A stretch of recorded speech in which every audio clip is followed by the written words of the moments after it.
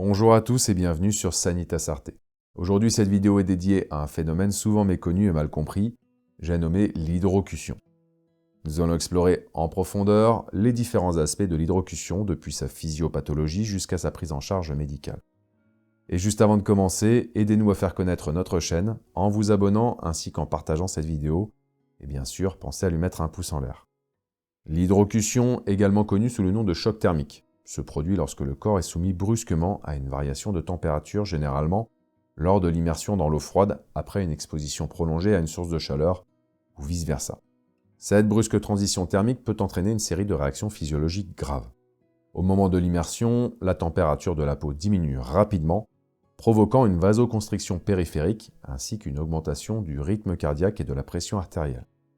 En même temps, la brusque immersion dans l'eau froide stimule le système nerveux sympathique, déclenchant une libération d'adrénaline qui peut en plus de ça aggraver encore la vasoconstriction et augmenter le risque de fibrillation ventriculaire. Les principaux facteurs de risque de l'hydrocution comprennent une exposition prolongée à des températures extrêmes, la consommation d'alcool ou de drogue et des conditions médicales préexistantes telles que des maladies cardiaques.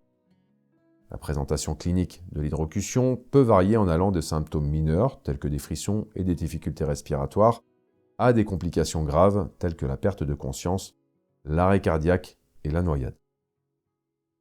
Pour ce qui est de la prévention de l'hydrocution, je vous conseille d'éviter les immersions soudaines dans l'eau froide après une exposition prolongée à la chaleur. C'est le fameux combo « je bronze pendant 2 heures sur la plage et je vais ensuite piquer une tête dans l'eau pour me rafraîchir ». La solution la plus simple, c'est de se mettre à l'eau le plus progressivement et doucement possible. Laissez les pieds dans l'eau dans un premier temps, ensuite les jambes, les cuisses, la taille, un peu d'eau sur la nuque, et quand le ventre est immergé, on passe à la cage thoracique, etc. Ce procédé peut prendre 10 à 30 minutes selon les individus. Le plus important, c'est d'écouter son corps et de surveiller les signes de détresse chez les personnes exposées à des conditions météorologiques extrêmes. Et surtout, faire attention à la consommation d'alcool ou de drogue lors d'activités aquatiques. Ces substances peuvent altérer la perception du froid et augmenter le risque de choc thermique en retardant les capacités individuelles à reconnaître les signes d'avertissement de détresse thermique. Si vous nagez dans un environnement naturel, comme un lac, un océan ou la mer, assurez-vous de vous familiariser avec les conditions locales, telles que la température de l'eau et accessoirement les courants. La connaissance de ces facteurs peut vous aider à planifier votre baignade de manière sûre et à anticiper tout risque potentiel. Lorsque vous êtes entré dans l'eau progressivement, comme je vous l'expliquais tout à l'heure, commencez par nager doucement et soyez attentif à votre propre confort et bien-être. Si vous ressentez des symptômes tels que des frissons importants, des difficultés respiratoires, des crampes musculaires ou une fatigue excessive, je vous recommande personnellement de sortir de l'eau et de vous réchauffer. J'en profite pour vous donner un petit conseil plein de bon sens. Lorsque vous nagez, ne soyez pas isolé.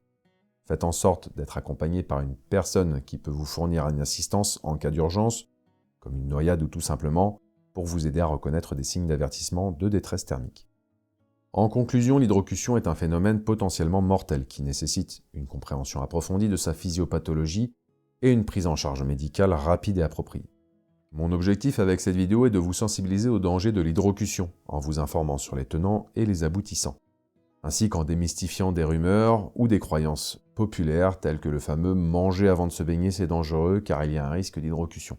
Alors, cette pratique n'est pas intrinsèquement dangereuse en soi, mais elle peut influencer votre confort et accessoirement votre sécurité lors de la baignade, en particulier dans des circonstances spécifiques. La croyance populaire selon laquelle il est dangereux de se baigner immédiatement après avoir mangé repose souvent sur l'idée que la digestion des aliments pourrait détourner le flux sanguin vers le système digestif, affaiblissant ainsi les muscles et augmentant le risque de crampes ou de noyade. Cependant, cette théorie n'est pas étayée par des preuves scientifiques solides. En réalité, la digestion des aliments n'affecte pas de manière significative la capacité du corps à nager en toute sécurité. La plupart des personnes peuvent nager sans problème après avoir mangé un repas léger à modéré. En revanche, il est recommandé d'attendre environ 30 minutes à 1 heure après avoir mangé avant de se baigner, principalement pour permettre à votre système digestif de commencer à digérer les aliments et à réduire le risque d'inconfort gastro-intestinal pendant l'activité physique. Dans certains cas, comme après avoir consommé un repas copieux, les individus peuvent ressentir une sensation de lourdeur ou de malaise abdominal s'ils se baignent immédiatement après avoir mangé.